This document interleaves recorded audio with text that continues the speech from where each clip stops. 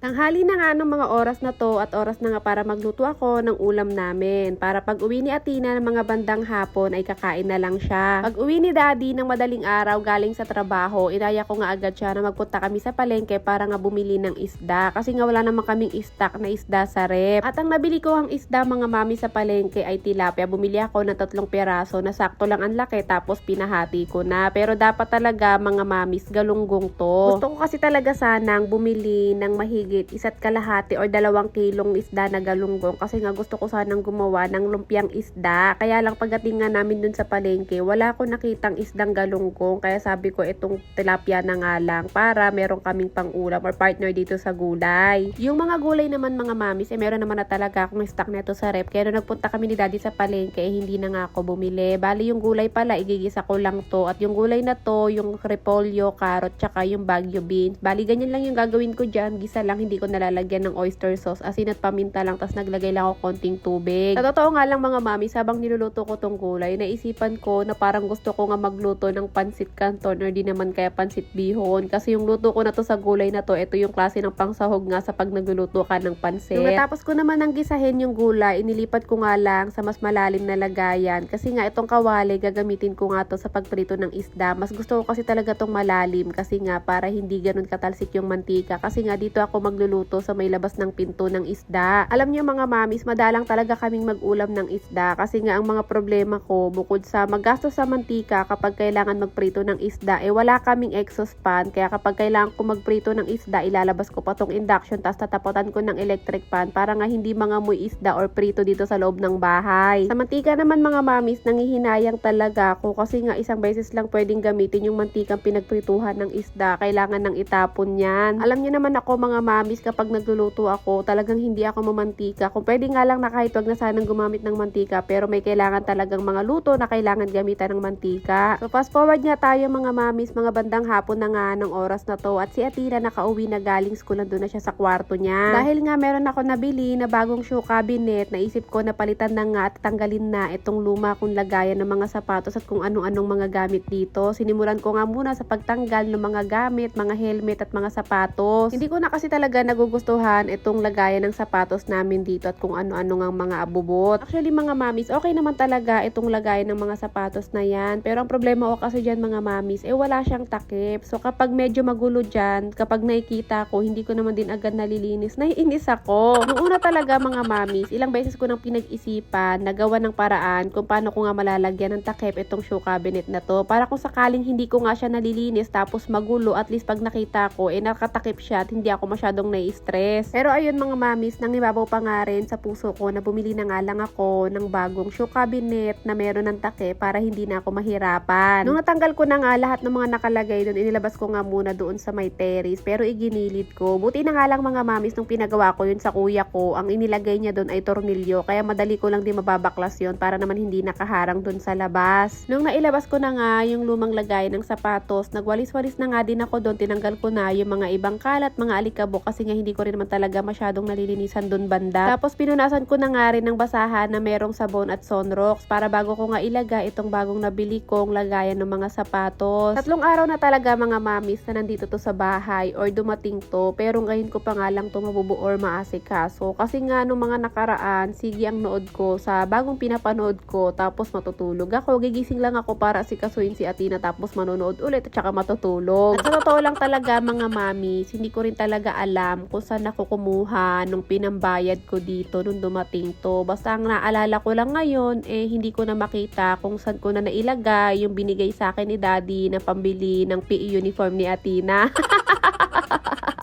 Bali, tinanggal ko nga muna isa-isa lahat mga mamis dito sa may karton para nga makita ko kung paano siya buuin. Si Athena biglang lumabas sa kwarto kasi nga kailangan niya ng bond paper dahil pag uwi niya galing school, gumagawa or ginagawa niya agad yung mga activities or assignment niya para nga wala na siya masyadong problema tuwing gabi. Andito naman si Daddy nung mga araw na to pero tulog siya mga mamis at ayoko na siyang gisingin para nga magpatulong kung paano buuin tong nabili kong bagong shoe cabinet kasi gusto kong i-surprise siya. Gusto kong ma-surprise siya na yung binigay niya sa akin na pambiling PE uniform ni Athena ay pinambayad ko dito sa nabili kong shoe cabinet.